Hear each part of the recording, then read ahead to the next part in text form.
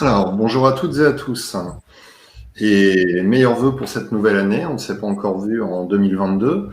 Ce matin, on va traiter un sujet autour du Development Center et donc de la stratégie d'évolution des talents.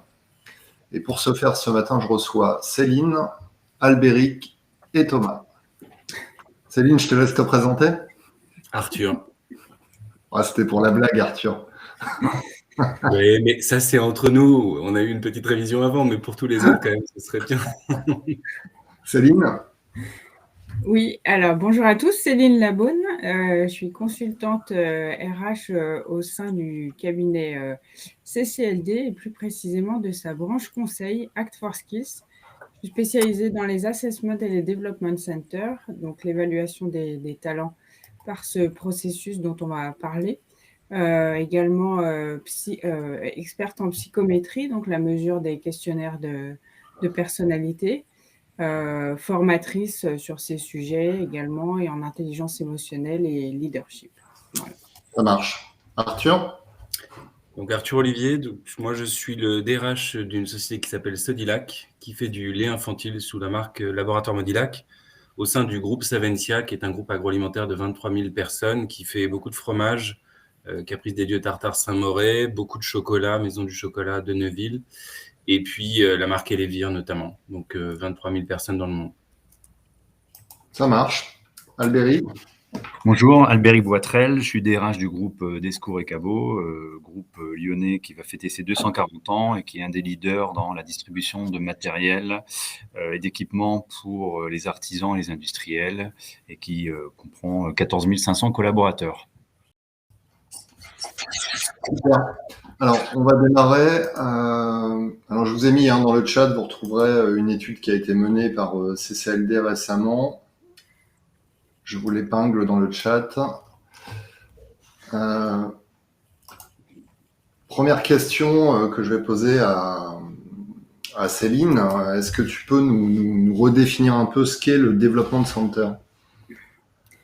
Alors, un development center, c'est un processus qui est constitué de divers exercices, entretiens et possiblement questionnaires ou tests qui se déroulent sur un temps plus long qu'un simple entretien, donc entre une demi-journée à une journée, voire plus sur certaines fonctions.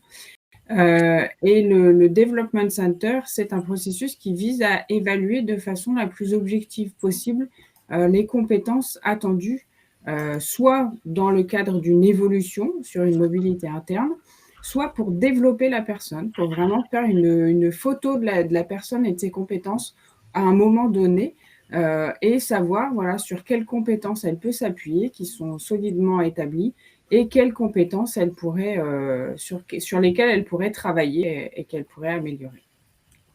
Ça marche dans la pratique, ça consiste en quoi ?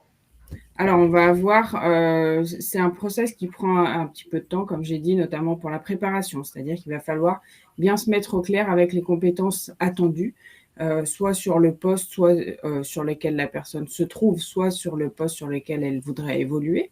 Ensuite, il va falloir déterminer un certain nombre de mises en situation et d'exercices. On essaye de sortir de l'univers dans lequel la personne est habituée à intervenir, puisqu'une compétence bien établie, elle est transverse, c'est-à-dire qu'elle est capable de s'exercer dans le domaine d'activité de la personne, mais aussi dans d'autres. Et ensuite, on va fabriquer cette journée d'évaluation en conjuguant des mises en situation, donc qui peuvent ressembler à des jeux de rôle, qui peuvent être des sketchs, qui peuvent être ce qu'on appelle des business cases aussi, en conjuguant ces mises en situation à un entretien structuré, donc qu'on aura préparé également en vue d'une cible, et puis différents tests. Alors, il peut y avoir des questionnaires de personnalité, il peut y avoir des tests d'intelligence émotionnelle qui vont tous servir de support à la discussion pendant l'entretien. Et le but, c'est vraiment d'avoir une photo la plus objective possible de où en est la personne sur les compétences qui sont attendues, soit sur son poste, soit sur une mobilité, pour vraiment l'accompagner au mieux et puis aussi donner du sens à une décision, qu'elle soit positive ou négative. Et précision importante, ce sont des process qui doivent théoriquement se dérouler face à plusieurs observateurs. pour qu'il puisse y avoir une conjugaison de regards, enfin voilà, un accord trouvé sur les conclusions par rapport aux compétences de cette personne. Ok. Thomas, Albéric, vous êtes là parce que vous avez tous les deux utilisé et vous utilisez ce processus de... Arthur, excuse-moi, je vais pas y arriver.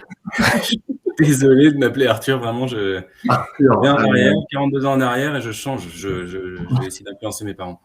vous avez tous les deux utilisé ce format. Alors pour la petite histoire, pour les gens qui nous suivent, pendant la répétition, je n'ai pas arrêté de me tromper sur le prénom. Et donc forcément, sur le live, je continue dans mon erreur. Voilà, j'en suis désolé. Je t'en prie. Donc, vous avez tous les deux mis en place ce process de développement center. Du coup, Arthur, est-ce que tu peux nous dire pourquoi avoir mis en place ce process? Alors moi, j'ai connu le Development Center dans deux contextes. Au niveau du groupe Savencia, dans une logique d'évaluation des talents, dans l'optique de graduate programme. Et je le pratique aujourd'hui chez Sodilac dans une logique effectivement de promotion interne, c'est-à-dire souvent d'élévation parmi les pairs. Moi, j'ai des équipes notamment commerciales pour identifier les bons commerciaux et pour essayer d'objectiver un petit peu les compétences et les soft skills. On a besoin effectivement d'une aide et d'un regard extérieur, et c'est dans ces circonstances que j'ai principalement dans les dernières années fait appel au Development Center. Alors, ton périmètre, il est quand même assez réduit. Enfin, réduit en termes d'effectifs. C'est une pratique qui était déjà utilisée au niveau du groupe. Alors, au niveau du groupe, en fait, le simple fait de faire partie d'un groupe, c'est que c'est vrai qu'il y a un certain nombre d'éléments, notamment la gestion des talents, qui sont, on va dire, pilotés au niveau du groupe, justement. On n'a pas vocation à faire des répétitions ou des rebonds à l'échelle de chacune des filiales. Donc, on a un périmètre, effectivement, d'action qui est limité. C'est pourquoi je gère pas, on va dire, les talents, peut-être comme dans d'autres circonstances, je gère vraiment des promotions. Et dans les promotions, effectivement, précédemment, on n'utilisait pas forcément cette méthode. Mais comme on se veut effectivement être, entre guillemets, juste, quand on travaille plus ou moins au quotidien avec les personnes, c'est extrêmement difficile, et c'est difficile à entendre pour les gens qui ne sont pas choisis, qui puissent avoir été objectivement choisis. Et ça, je pense que le Development Center aide énormément comment dire, c'est pas qu'on enlève tous les sentiments, mais on professionnalise la démarche. On est capable de le faire dans plein de circonstances, mais quand on est entre nous, le rester professionnel et en tout cas convaincre ceux qui n'ont pas été retenus que la démarche a été objective et professionnelle, c'est difficile. Donc là, on a besoin de prestataires externes. C'est ce que tu m'avais dit, que ça permettait d'objectiver, de donner de l'objectivité d'une promotion d'un salarié par rapport à l'autre, c'est-à-dire de pouvoir quelque part justifier pourquoi on a choisi telle personne par rapport à telle autre. Tout à fait. Ça, c'est le premier niveau. Et puis le deuxième niveau, on en reparlera, c'est aussi effectivement de mettre des professionnels en développement dans mes équipes, au contact de professionnels de l'évaluation et du recrutement pour permettre à mes talents de grandir malgré tout. Alors, Albéric, de ton côté, qu'est-ce qui a déclenché le recours au Development Center? Alors d'abord, il y avait un besoin fort de plan de succession et d'enrichir notre plan de succession et d'être sûr de pouvoir identifier les bons potentiels au sein du groupe, avec une organisation très filialisée, très en réseau, et d'où quelquefois la difficulté à bien identifier qui au sein de chaque réseau a ce potentiel évolutif, et d'autre part avec des compétences qui étaient en train d'évoluer. Donc, on a une évaluation à un moment donné sur des compétences qu'on connaît. Par contre, quand on en recherche des nouvelles, il faut trouver un moyen de les tester, ou en tout cas d'avoir des indications que la personne va pouvoir mettre en jeu ces compétences-là. Donc, dans ce cadre, l'Assessment Center ou le Development Center était un mode, comme l'a dit Arthur, d'objectiver et d'observer dans une phase de temps très courte si la personne était en capacité de mettre en jeu ces nouvelles compétences, en fait. En fait, c'est aussi un accélérateur. Oui. Et quand tu parles de compétences, de quelles compétences on parle exactement? Qu'est-ce qu'on analyse? Alors justement, là, évidemment, on n'est plus sur les soft skills. D'accord, puisque on va dire les compétences techniques, généralement, on arrive à les mesurer en situation professionnelle normale. Donc là, on était sur les soft skills et puis avec des déterminants qui étaient importants pour nous et notamment un aspect qui est l'agilité et qui est pour moi un des indicateurs forts du potentiel d'une personne. Donc, quand on change un ou deux éléments dans le quotidien de la personne, est-ce qu'elle est capable... Ah.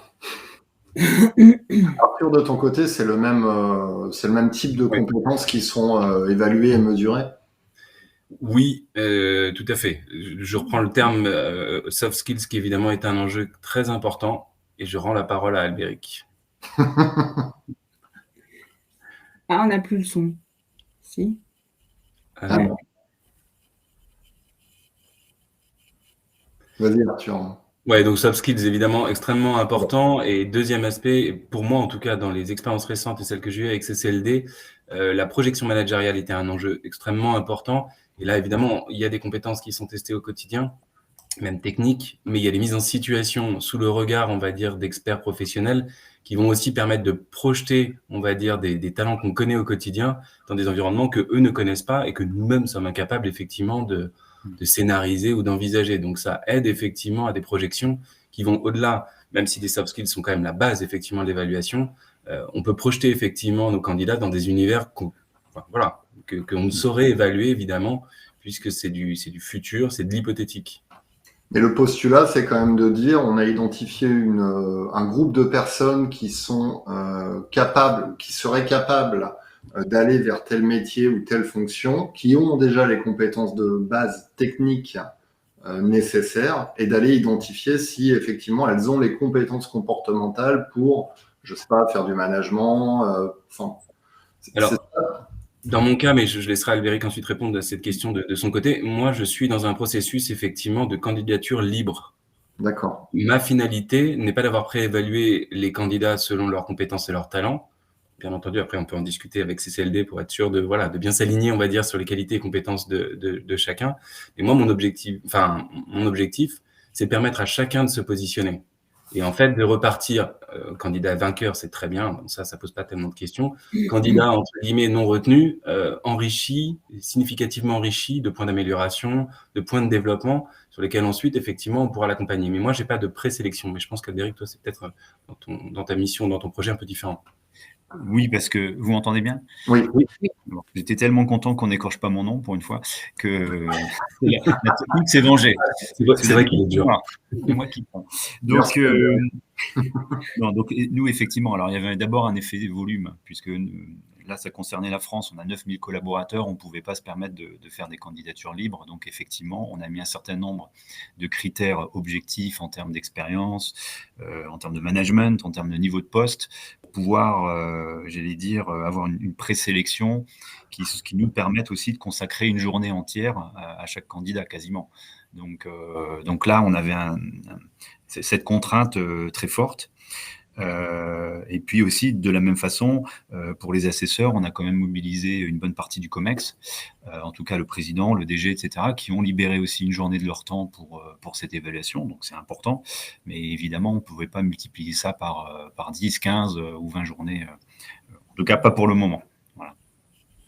Donc il y avait une présélection, et puis c'était aussi permettre aussi du coup au COMEX de s'impliquer dans tout le process, puisque dans notre démarche, l'idée, c'était vraiment d'identifier les talents de demain. Et donc, ce qui est important, c'est que les propriétaires, entre guillemets, des talents, c'est pas uniquement le RH ou le manager de la personne, c'est l'ensemble de la direction qui doit connaître ces gens-là et doit avoir une opinion. Alors là, si je comprends bien, tous les deux, vous l'avez utilisé pour faire de la mobilité interne ou pour régler des aspects pour équiper un plan de succession. Mais comment on présente ça aux salariés? Comment on leur dit, bah tiens, voilà, il va y avoir un assessment. Est-ce que quelque part, le salarié ne se dit pas, enfin n'y va pas à reculons en se disant, ah, je vais être évalué, en plus il y aura le comité de direction.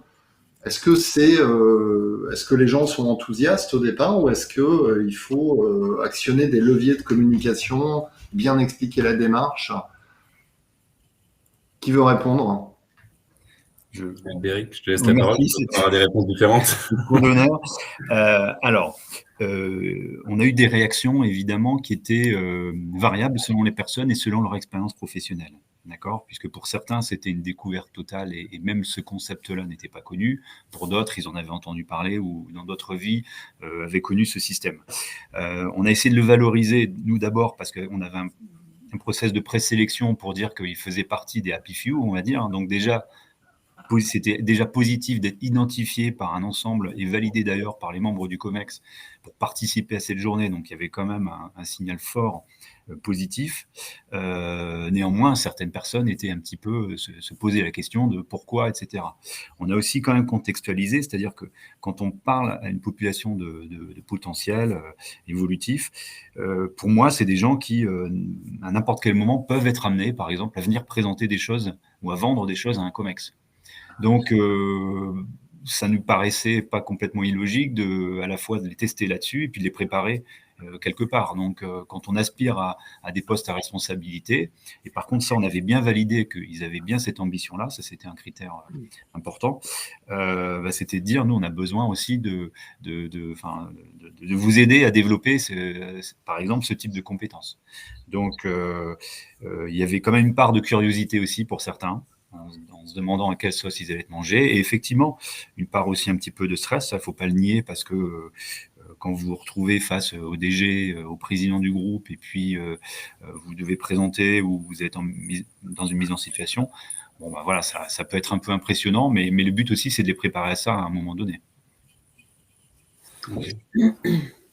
Pour ma part, ça a été un petit peu différent parce que, comme je le disais tout à l'heure, on est vraiment dans une démarche candidature entre guillemets libre. Donc, le principal enjeu, c'est de faire l'annonce entre guillemets du poste qui va s'ouvrir, puis d'expliquer effectivement toute la démarche, quelle est l'intention, et de positionner justement le Development Center au cœur de la démarche. En disant de toute façon, comme c'est des candidatures entre guillemets, on prévient que dans le cadre de la procédure de recrutement, il y aura le Development Center. Par contre, on essaie, entre guillemets, de rassurer pour éviter que des gens s'autocensurent a priori, en expliquant que 100% des gagnants ont tenté leur chance, que le Development Center, c'est en soi une opportunité. Gagnant ou pas gagnant, au final de la démarche, c'est une opportunité, et que c'est un don que fait l'entreprise aussi. Et on a beaucoup communiqué sur cette dimension-là, en disant, vous êtes potentiellement tous des talents. On a travaillé sur sur le disque et donc sur l'évaluation des personnalités, mais si à un moment donné, vous voulez être des talents rien que pour vous, c'est une chose, très bien, et parfait, on capitalisera dessus, c'est évident, on vous accompagnera. Si vous voulez vous élever, à un moment donné, il faut aussi que vous puissiez être évalué par des gens qui sont des professionnels, qui sont extérieurs. Donc, réfléchissez-y, c'est candidature libre. Si vous voulez y aller, c'est dans telles conditions. Si vous ne voulez pas y aller, c'est un petit peu regrettable si vous pensiez avoir le potentiel pour le faire, mais ça vous appartient en propre. Ok, donc effectivement, tous les deux, vous avez eu deux approches complètement, je vais pas dire opposées, mais différentes. Forcément, oui. Effectivement, d'un côté, on a des candidatures libres, donc finalement, on postule à une offre d'emploi interne et on vient passer cet assessment. Et toi, de ton côté, Albéric, tu m'avais dit, de toute façon, c'est les directions qui ont choisi des potentiels à présenter. Déjà, il y avait un petit frein au niveau de certains managers qui hésitaient à rentrer dans le jeu et à présenter un potentiel. On n'est pas du tout dans la même approche. Tout à fait. Que quand on présente quelqu'un, finalement, c'est presque de la recommandation interne. Donc, c'est une démarche plus engageante. Oui. Alors, question d'Andrea qui nous demande, et là, je vais la poser à Céline, comment on évalue les soft skills? C'est quoi les outils mis en place? Alors, pour évaluer les soft skills, donc les soft skills, en bon français, ça donne compétences comportementales, d'accord? Ce sont des compétences qui vont pouvoir être vues en comportement, qui vont pouvoir être observées lors des mises en situation. Donc là, il y a une grosse phase de préparation en amont du Development Center qui va consister à bien comprendre en fait les enjeux du poste en termes de compétences. Donc là, ça, c'est notre travail d'immersion ou d'audit, on va dire, pour arriver en fait à mettre le curseur sur un baromètre. Alors nous, on a un référentiel de compétences comportementales qui est assez complet, dont on se sert en interne pour l'ensemble des recrutements et des plans de progression sur lesquels on travaille. Nos clients peuvent avoir leur propre référentiel de compétences, auquel cas on va l'examiner avec eux et voir en quoi il va servir la cible. On se permet aussi d'avoir ce regard critique en disant peut-être que là, il vous manque cette compétence-là ou que celle-ci est un petit peu surévaluée ou sous-évaluée par rapport à ce que vous me dites du poste. On va interroger plusieurs personnes.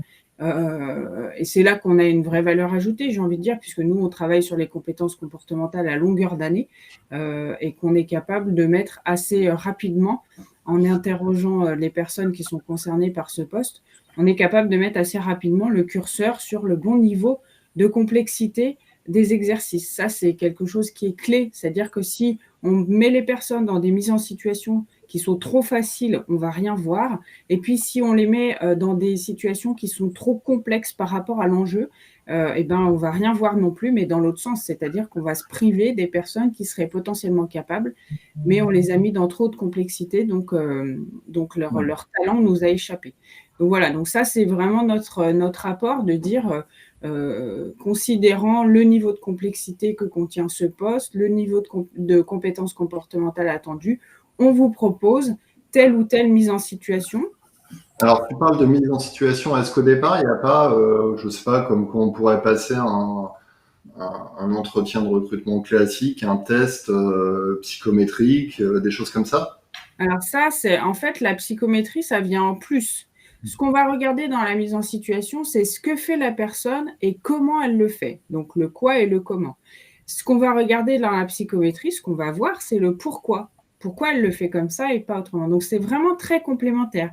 L'un ne peut pas remplacer l'autre. Si on fait des mises en situation sans psychométrie, il manque une brique. Si on fait de la psychométrie sans mise en situation, il manque une brique aussi. C'est possible, on va quand même voir des choses, mais ce ne sera pas aussi complet que si on a l'ensemble des deux, en fait. Donc les deux sont utilisés dans le cadre du développement center. Oui, nous, on essaye de pousser au maximum. Alors, le client peut avoir ses propres outils psychométriques, donc on va s'adapter par rapport à ça. Mais on essaye vraiment de pousser au maximum pour qu'il y ait toujours cette complémentarité entre la psychométrie et la mise en situation. Ça peut être le disque, dont a parlé Arthur tout à l'heure, par exemple. Sachant que le disque, par exemple, les couleurs qui sont de plus en plus connues dans l'univers de l'entreprise, ne sont pas des compétences. Ce n'est pas parce qu'on est rouge qu'on est bon commercial, c'est faux. Voilà. Donc, c'est vraiment quelque chose qui va ajouter des explications et qui va mettre une lumière supplémentaire sur le pourquoi d'un comportement, mais qui ne valide pas une compétence. Pour valider une compétence, il faut voir la personne la mettre en œuvre. C'est ça et de façon répétée. C'est-à-dire à chaque fois qu'elle va avoir l'occasion de la mettre en œuvre, elle va la mettre en œuvre. S'il y a absence systématique de cette compétence-là au moment où elle est requise, alors il n'y a pas cette compétence. Si elle manque à l'appel une fois, mais que les 10 fois d'après, la compétence est mise en œuvre, elle y est quand même. Voyez. Donc c'est pour ça qu'il faut plusieurs exercices, plusieurs observateurs, pour avoir cette richesse de regard. Une autre question, on avait une question, alors notamment à Albéric, puisque c'est dans le cadre de plan de succession, est-ce qu'il arrive finalement qu'on n'arrive pas à identifier suffisamment de candidats internes et qu'est-ce qui se passe dans ce cas-là? Est-ce que tu intègres des candidats externes au process? Alors, généralement, on est mal quand on n'a pas quand on n'a personne en interne. C'est un premier constat. Donc là, les RH, on se casse la tête, on va dire. Alors, il peut avoir... Alors, on peut faire effectivement des assessment centers en externe. Moi, je l'ai utilisé dans une autre vie pour faire des recrutements externes. Mais là, c'est quand même un gros investissement. Voilà, c'est possible, mais j'allais dire, je recommanderais de toute façon, quand on est dans une optique de plan de succession, d'avoir quand même, s'il y a des gens qui viennent de l'externe, d'avoir un petit passage quand même en interne, c'est-à-dire de les faire éventuellement évoluer un peu en interne pour voir un certain nombre de points avant de les mettre dans les plans de succession. Après, souvent, ce qui limite les plans de succession, c'est qu'il y a quand même aussi, des fois en interne, des problématiques de managers qui ne cherchent pas forcément à mettre en lumière les meilleurs éléments. Et ça, c'est souvent un facteur.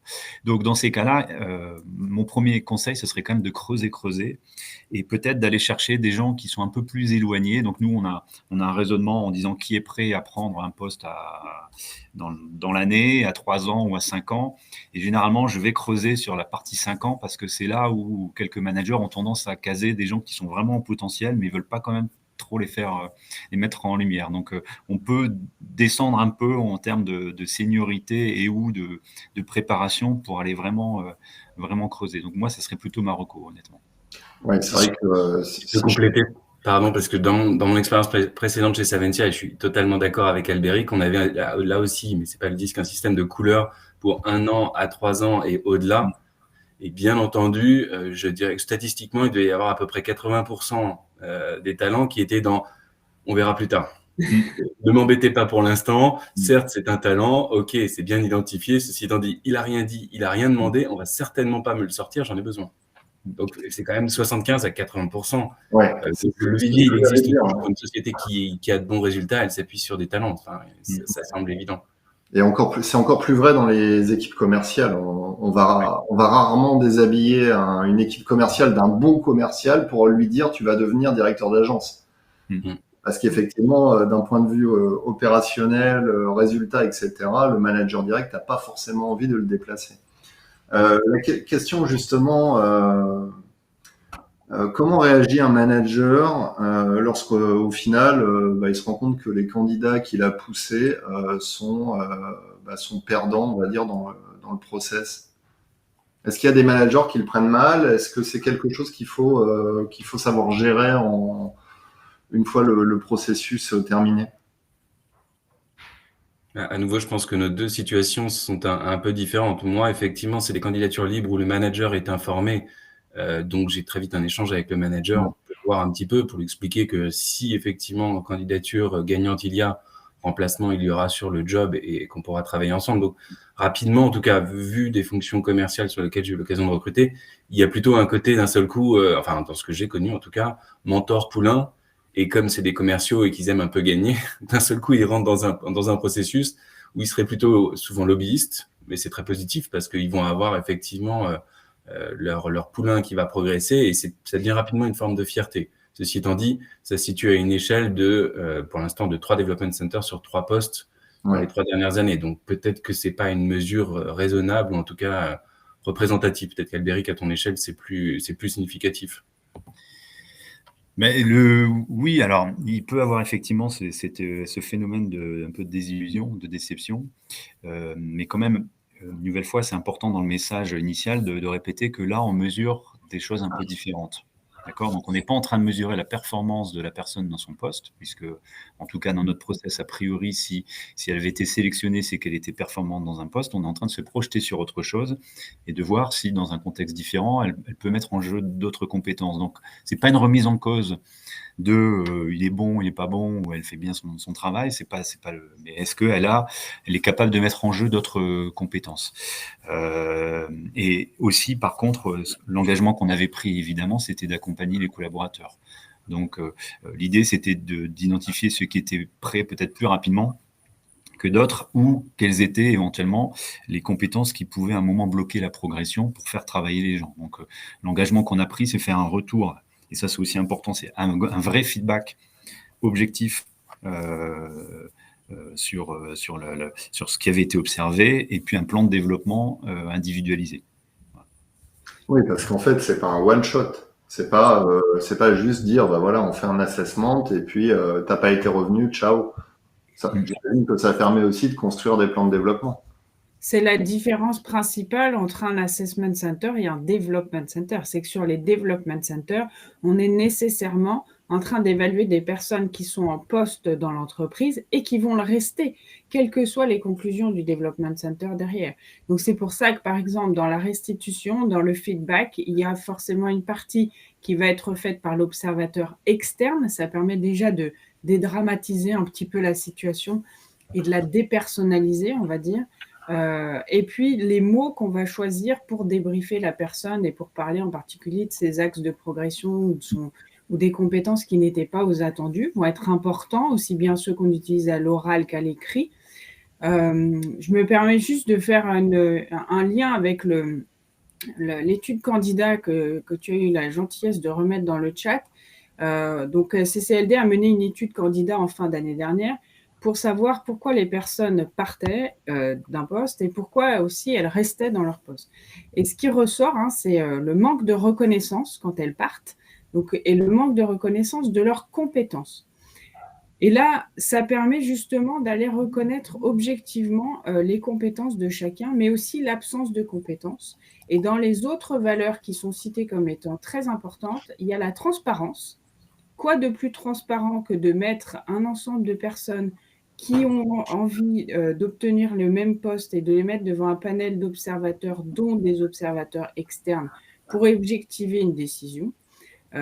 Et puis les perspectives d'évolution, donc ça permet aussi de donner beaucoup de sens et beaucoup de vision par rapport à la politique RH et de dire, comme l'ont exprimé Arthur et Albéric, de dire c'est pas pour tout de suite, mais ce sera pour dans 2 ans. Et si l'entreprise a investi dans cette journée et pour te permettre de vivre ce dispositif qui est quand même assez complet, c'est parce qu'on pense qu'il y a du potentiel et qu'on a envie de travailler sur vos talents, qu'ils soient aujourd'hui complètement éclos ou à venir.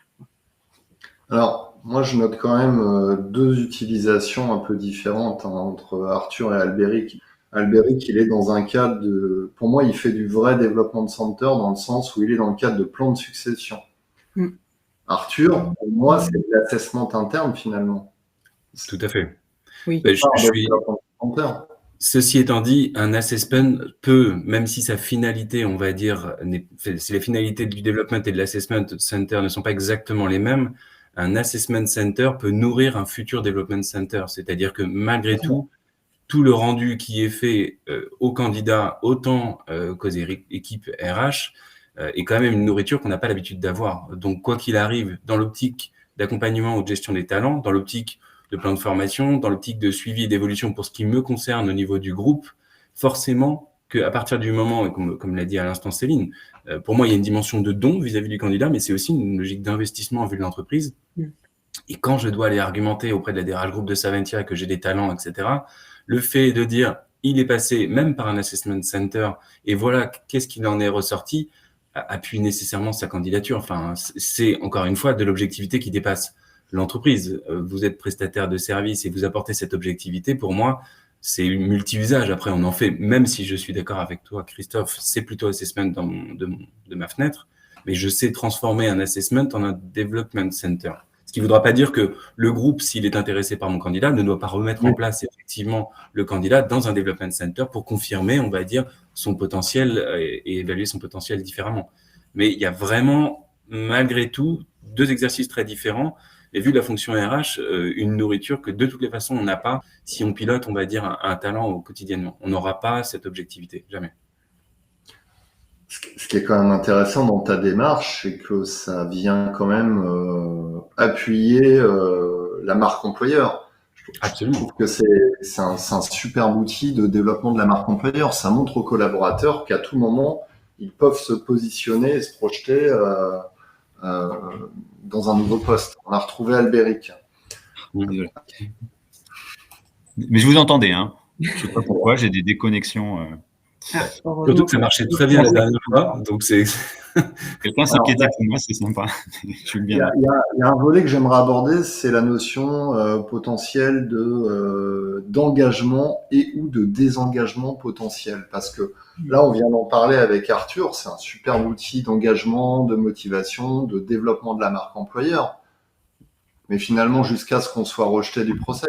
Alors, je dis rejeté, c'est un peu excessif comme terme, mais finalement, les candidats qui ne parviennent pas à leur fin, est-ce qu'il n'y a pas des actions à mener derrière pour sécuriser et leur dire bon ben voilà, t'as pas réussi cette fois-ci, ou on va, je sais pas moi, t'envoyer en formation ou te coacher, etc. Comment ça se passe? Il y a forcément des déceptions, Albéric.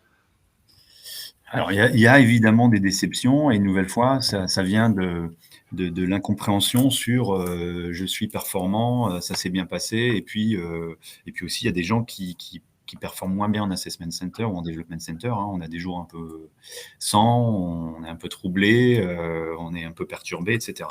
Donc il y a eu sur la vingtaine de personnes qu'on a passées en 2 journées, il y a eu 2 cas où j'allais dire on a dû mettre un peu de extra communication auprès de ces personnes.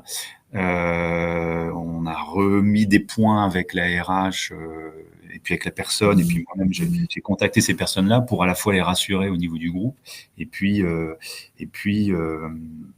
être sûr qu'ils ne le vivaient pas individuellement mal. On ne peut pas garantir à 100%, mais d'un autre côté, sans être trop dur, hein, parce que c'est pas l'objectif, hein, mais ça fait aussi partie d'un objectif de sélection au bout d'un moment. Donc, quand vous avez 20 personnes, vous vous doutez bien que ces 20 personnes, dans 2 ans, peuvent pas être tous au comité de direction. Donc, au bout d'un moment, il y a une sélection qui s'opère. Donc voilà. Et donc, ceci dit, c'est aussi important pour moi de voir comment les gens réagissent. Parce qu'un des éléments aussi pour la capacité de développement, c'est la capacité d'auto-évaluation et de se remettre en cause. Donc, c'est aussi important de voir comment les personnes acceptent le feedback, le prennent bien. Certains positivement travaillent leurs points d'amélioration, d'autres sont dans le déni. Et dans ces cas-là, pour moi, c'est aussi un indicateur du potentiel évolutif d'une personne. Ouais. Totalement d'accord avec ce que vient de dire Albéric. Je pense que c'est, comme on l'a dit tout à l'heure, c'est un investissement pour l'entreprise. C'est un don qui est fait, quoi qu'il arrive, et quelle que soit la finalité au candidat. Si, même si on peut comprendre la frustration, à partir du moment où le débriefing qui est fait par CCLD et de toutes les façons bien fait, explique le pourquoi, le comment, explique les motivations, explique tous ces aspects-là, le candidat, il est ressorti, quoi qu'il arrive, gagnant. Il est gagnant parce qu'il a théoriquement, effectivement, des pistes d'amélioration, théoriquement, peut-être des demandes à faire. Et si l'entreprise est capable, entre guillemets, de reprendre langue avec lui et de reconstruire en disant « Ok, c'était pas cette fois-ci, bon, certes, mais n'empêche que reconnais quand même que tu as eu de la part de l'entreprise, c'est un don en soi. En plus, alors là, je parle vu de mon groupe, tu as rencontré le COMEX, tu as rencontré pour ce qui est de mes processus de recrutement, le DG, le directeur commercial, le DRH. Si certes, tu fais partie d'un ensemble qui n'était pas forcément identifié, là, c'est bon, ça l'est, quoi. Donc, ça veut dire qu'en réalité, si tu prends bien ce qui t'a été donné comme élément, tu es quelque part identifié par le COMEX ou par le CODIR et que tu fais on va dire, les efforts pour aller dans le bon sens, il y a quand même effectivement tout un ensemble de postes qui te seront offerts à toi plus facilement qu'aux autres. Donc, ne repars pas négatif de cet exercice-là. Prends toute la partie positive qu'il y a à apprendre. Et s'il y a de la frustration et s'il y a besoin de compléter, n'hésite pas à rappeler CCLD, puisque finalement, c'est eux qui sont Non, mais c'est important, effectivement. Moi, je vous rejoins dans la partie débriefing, la façon dont la personne va recevoir la restitution, elle donne aussi une indication de l'agilité, de la capacité à se remettre en question. Et pour rebondir sur ta question initiale, Christophe, comment finalement le prend un collaborateur à qui on a refusé un poste, s'il regarde un peu, si on lui refuse un poste sans lui donner de raison, sans objectiver la décision, sans passer d'assessment center, mais juste en disant tiens, c'est Richard qui prend le poste, mais on n'explique pas pourquoi, on ne donne pas de sens, c'est juste Richard. Et puis, il peut y avoir plein de rumeurs qui vont se dire ou se faire par rapport à l'historique, par rapport au copinage, par rapport au réseautage, par rapport à des tas de facteurs externes. Versus, là, c'est Richard qui a le poste parce que pendant l'assessment center, il a démontré qu'au niveau des compétences, c'était lui qui était le plus performant, tout simplement. Donc oui, ça fait forcément mal à l'ego et toute situation d'évaluation est difficile à vivre parce qu'on est des humains. Mais il y a des gens qui passent le gap très rapidement et qui vont arriver à s'enthousiasmer et à nous remercier aussi, à remercier l'entreprise pour le temps passé, pour la qualité de la photo qu'elles vont avoir derrière, dont elles vont pouvoir se servir, quelle que soit la réponse finalement. Et ça donne vraiment du sens à une décision.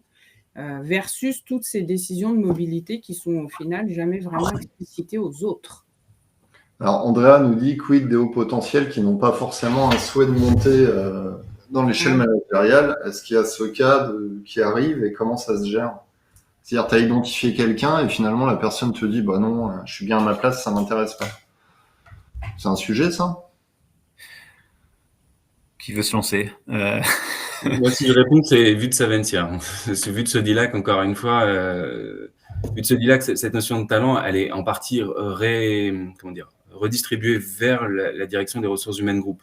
Ceci étant dit, dans mon job précédent, où j'avais ce genre de sujet et de pilotage, être reconnu comme un talent et dire ça m'intéresse pas d'être un talent, ça arrive relativement rarement, parce que l'ego joue quand même un tout petit peu. Ceci étant dit, il peut y avoir des critères qui font un high potential. La mobilité géographique, par exemple, ou comme la question a été posée, la dimension managériale peuvent être effectivement des critères indispensables. Si la communication a été faite objectivement sur ces critères, pragmatiquement, on est obligé de reconnaître qu'il y a une checklist de ce qui fait le high potential, et s'il ne répond pas à l'ensemble des critères, bien souvent, c'est quand même préalablement noté dans les entretiens annuels, par exemple, c'est pas lui qu'il faut aller chercher.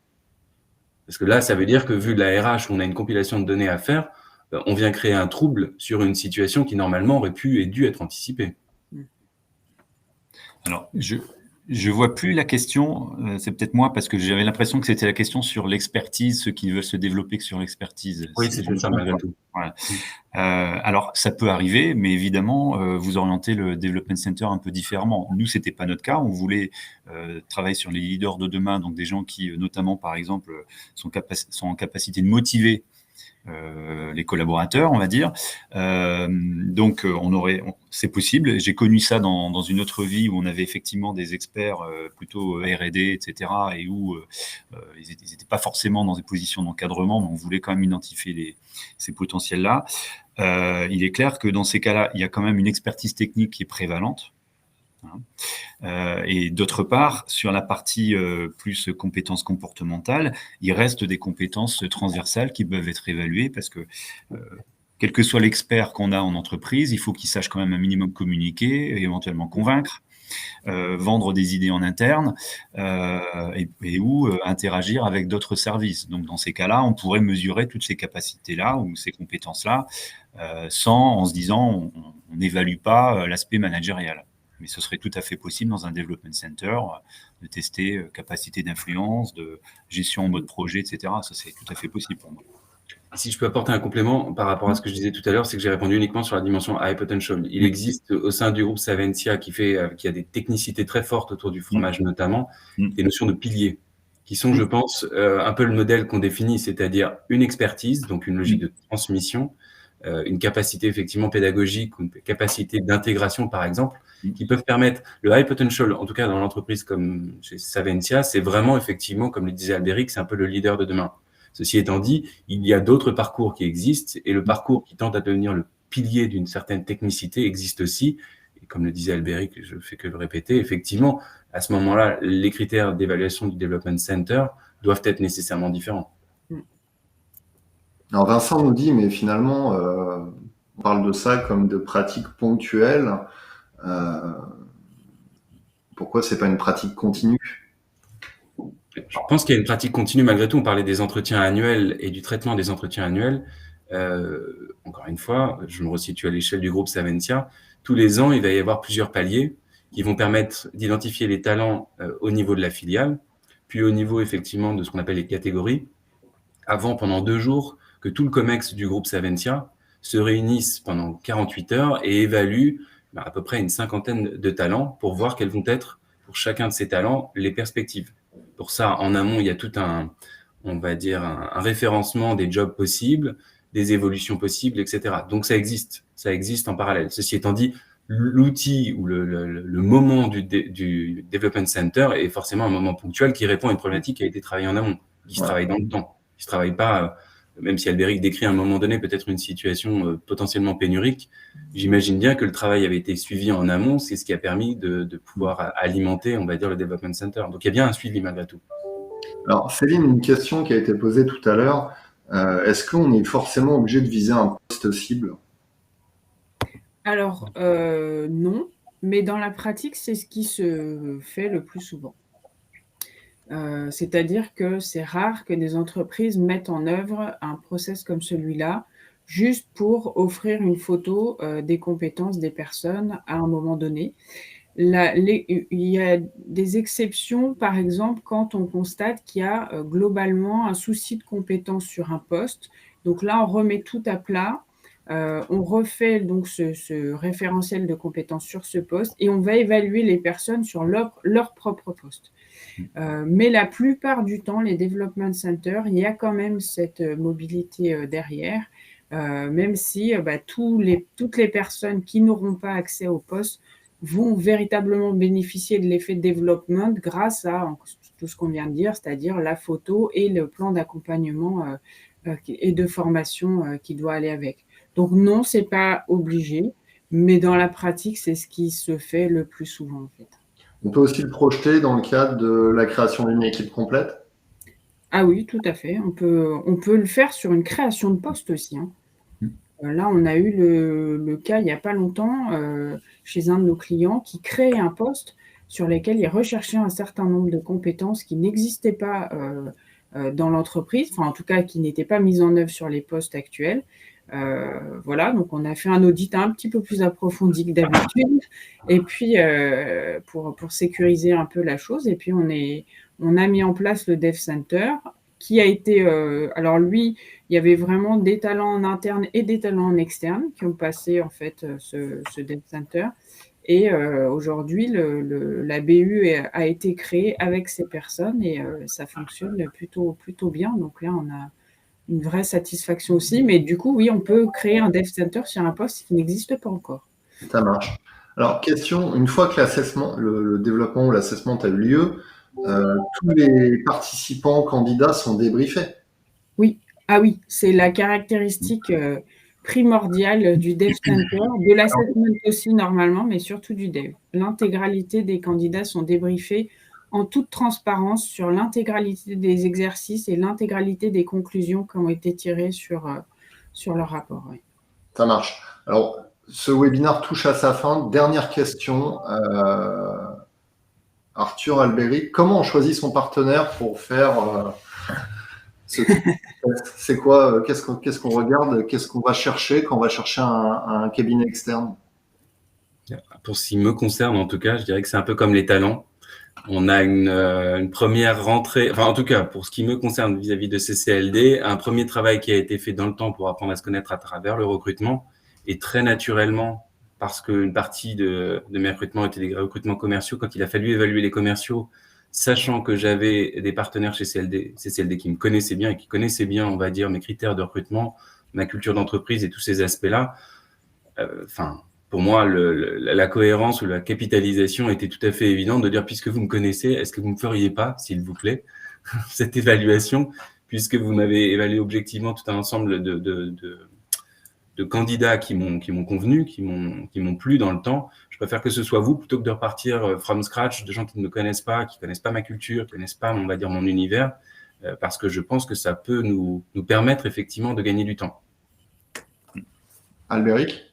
Oui, mêmes éléments. J'ajouterai en complément, mais comme un peu tout partenaire, c'est avoir quelqu'un qui sait traduire nos besoins en propositions concrètes qu'on peut valider. Et puis peut-être aussi dans la partie quand même assessment development, il y a un aspect quand même très important pour moi qui est l'empathie, enfin la capacité aussi à évaluer les gens. Alors ça c'est plus compliqué à identifier, et quand on a déjà travaillé sur des recrutements, c'est plus simple. Et également, l'aspect aussi, il y a quand même un aspect un peu expérience, parce que j'avoue que moi, j'ai fait pas mal d'assessments par le passé, et on voit que les approches peuvent être complètement différentes, et que avoir des gens qui ont l'habitude, qui savent mesurer le bon degré de difficulté de tel exercice par rapport à la population qui est donnée, ça c'est important, parce que potentiellement, on peut arriver sinon à des situations un peu compliquées. Donc, ça, c'est un élément additionnel. Super. Et ben, je vous remercie d'avoir participé à ce webinaire avec nous ce matin. Merci Céline, merci Albéric, merci Arthur. Vous retrouverez le replay de ce webinaire sur MyRHline cet après-midi. Je vous souhaite à toutes et à tous une excellente fin de semaine. Merci beaucoup. Merci beaucoup. Bonne journée à tous. Au revoir. Au revoir. Merci.